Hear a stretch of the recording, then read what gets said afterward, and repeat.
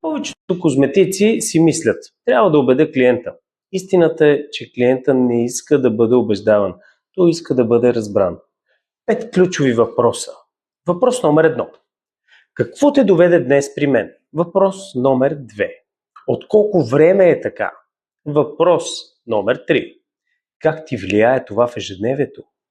Въпрос 4. Какво си опитвала досега? Въпрос 5. Ако не направиш нищо, как мислиш, че ще изглежда това след 6 месеца? След тези въпроси, когато кажеш цената, тя вече не е просто число. Тя е свързана с проблем, с време, с решение. Искам да кажа нещо важно. Тези въпроси не са за да манипулираш, а за да работиш само с клиенти, които наистина имат нужда и са готови. В следващото видео ще говорим за момента, в който клиентът казва "скъпо ми е". Не как да се защитиш, а как да разбереш какво всъщност той има предвид. Ще се видим там.